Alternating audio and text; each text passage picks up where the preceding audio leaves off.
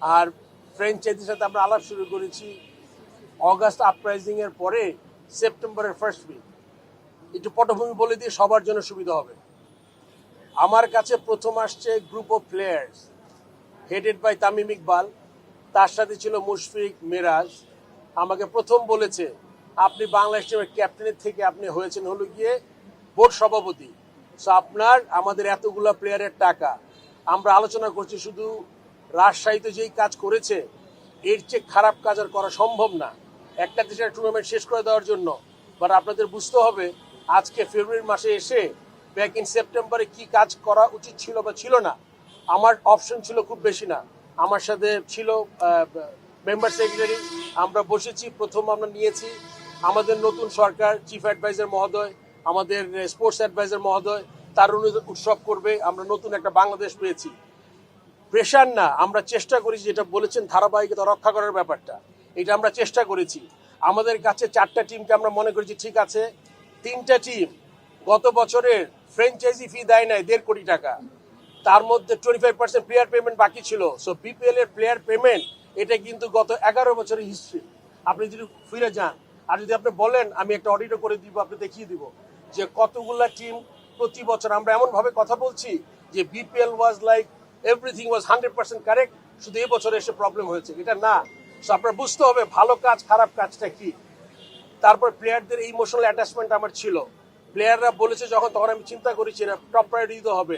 আপনি দেখেন 6টা টিম, প্লেয়ারগুলো যদি আপনার সিলিং থাকে 60 লক্ষ, 40 লক্ষ, 20 লক্ষ, এই ছেলেগুলো 90% ছেলেদের পেমেন্ট হয়েছে। বিপিএল না হলে কি হতো আপনার 0% পেমেন্ট। আমরা তো কথা বলছি ভাবমূর্তি খরচ খারাপ হয়েছে, আমি স্বীকার করে নিচ্ছি আমাদের দেশে ভাবমূর্তি খারাপ হয়েছে, কিন্তু বিপিএল এর ভাবমূর্তি যে খুব একটা এ ক্লাস ছিল কখনোই না। আমরা এখান থেকে বের হয়ে আসবো, আপনি ওয়েট করেন বিপিএলটা কিরকম হবে আগামীতে আপনার সময় বলে দিতে পারবে। আগে তো রাজা ছিলেন ওনারা 16 বছর, তখনকার তো প্রবলেম ছিল। গত বছর একটা ফ্র্যাঞ্চাইজি থেকে কোনো ব্যাংক গ্যারান্টি নেয় না, একবার 1 মিনিট। অডিট কোম্পানি ফারুক ভাই আসার পর বলেছিল, আপনারা মনে আছে অডিট কোম্পানি আগে যে দুর্নীতি বের করার জন্য করা হয়েছে, সেই অডিট কোম্পানিতে 4 মাস হয়েছে, মানে কারা কাজ করছে, কতটুকু কাজ করছে, আদৌ কি দুর্নীতি পেয়েছে কিনা। অডিট এখনো কাজ করছে। অডিট আরো কতদিন লাগতে পারে এটা তো ওই আমার যে অ্যাডভাইজার আছে উনি বলতে পারবে, বিকজ এই কাজটা তো আপনার 16-17 বছরের অডিট, এটা একটা দিলে হবে না। আমি বিপিএল এর টিকিট অডিট করাবো। আপনি একটা জিনিস চিন্তা করে দেখেন, আপনি অডিট করবেন, এখন তো আগের কমিটি বের হয়ে যাওয়ার কোনো উপায় নাই। 10 কোটি টাকার কাছাকাছি টিকিট বিক্রি হয়েছে, বেস্ট করেছি আমরা 1.5 কোটি টাকা দিয়ে রাইট বিক্রি করেছি, আর গত বছর 4 কোটি টাকা বিক্রি হয়েছে, এটা হয়তো 12 কোটি বা 11.5 কোটি টাকাতে যাবে। আপনি তো এটার তো অডিট কি আপনি মুখে মুখে জানতে পারবেন কি অবস্থা। বিপিএল এর অডিটই করছি আমি। বিপিএল এর অডিট একটা শেষ, যেটা আপনারা পত্রিকায় লিখেছিলেন, এই অডিটটা আপনার এই সপ্তাহের মধ্যে এসে যাবে। যে 106 কোটি টাকা বিপিএল আপনার টিভিতে হয়তো হয়েছিল, ওইটাকে আমরা এটা সবকিছু অডিট কমপ্লিট। এটা আমরা 7 দিন না 10 দিনের মধ্যে আমি জেনে আপনাকে জানাবো, খুব শীঘ্রই এটা প্রকাশ করা হবে। বিপিএল অডিটটা, বিপিএল এর টিকিট অডিট হবে, বিপিএল এর টিকিট অডিট হবে, বিপিএল এর খরচ অডিট হবে, সবকিছু করবে। একটু সময় দিতে হবে। মনে রাখতে হবে গত 5 মাসে 12টা অনুষ্ঠান করতে হয়েছে আমাদের।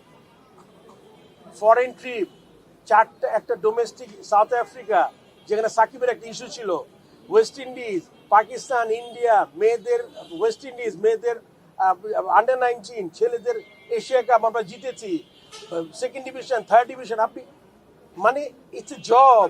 যেটা বারবার মহাবেনের মধ্যে 23 বিশ্বকাপে যে রিপোর্টটা আপনি মহাপ্রদেশটার সামনেই বলেছিলেন প্রকাশ করা হবে, তদন্ত রিপোর্ট 23 বিশ্বকাপে, সেটা কিন্তু এখনো সামনে। এই তদন্ত রিপোর্টের ভিত্তিতে কিন্তু আমরা একজনের চাকরি গেছে।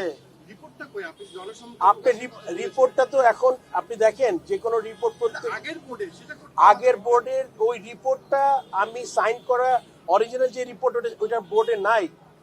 আমরা পেয়েছিলাম খসড়ার মতো নিচে সাইন করে ছোট্ট একটা করে, ওইটা থেকে আমরা যেটা লিখে সাবমিট করা হয়েছে প্রেসিডেন্টের কাছে, কার কাছে দিয়েছে আমি জানি না, ওইটা আমরা খুঁজে পাইনি। বাট খসড়া রিপোর্টটা খুঁজে পেয়েছি যেটাতে সাইন ছিল। সো একদম যে বাইন্ডিং করা যে রিপোর্ট, এটা আমি খুঁজে পাইনি। আমি আজকে আবার সিওকে বলবো যে ওই রিপোর্টটা যদি আমরা খুঁজে বের করি। একটু সময় দিতে হবে, আপনাদের বুঝতে হবে আমরা সবাই কাজ করছি বাংলাদেশ ক্রিকেট নিয়ে।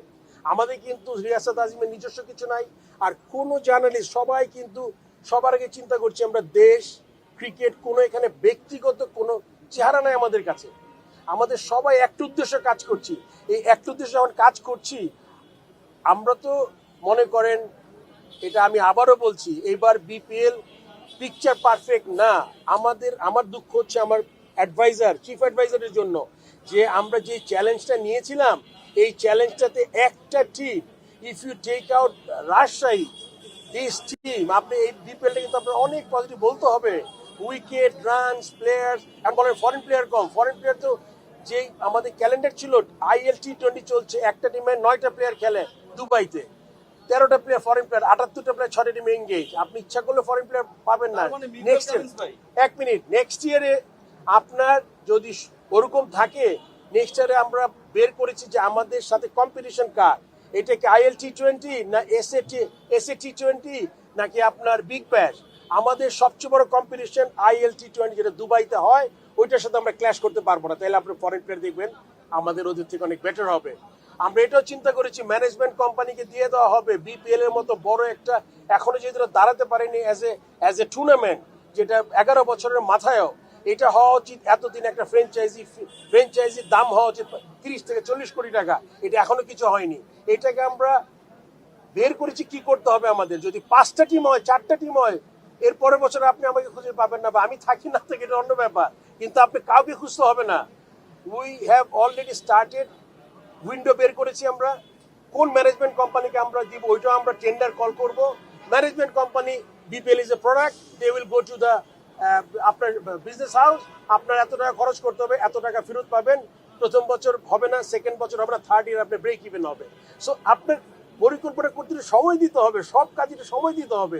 আমি তো আজকে বসে বলি যে এই প্রবলেম, ওই প্রবলেম, বাট আমাদের কিন্তু একটু পিছন থেকে আসতে হবে যে আমাদের কি কি চ্যালেঞ্জেস ছিল। এবার প্রথম দিন গেট ভাঙা, আমি বলেছি যে একটা প্ল্যাটফর্মে, ডিজিটাল প্ল্যাটফর্মে যাচ্ছে, ওইটা লাস্ট মোমেন্টে করতে হয়েছে।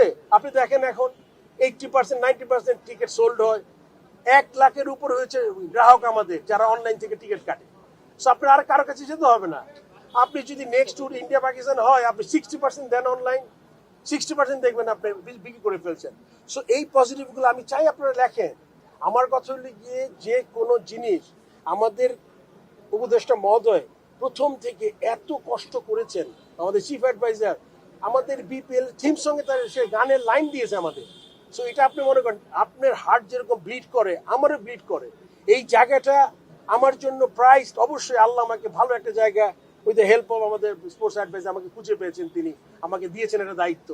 একটু সময় দিবেন, আপনার অনেক কাজ হয়েছে, আমি এগুলো সব বলতে পারবো না আপনার কত কাজ হয়েছে এখানে। সো এটা আমরা চেষ্টা করবো আর কি।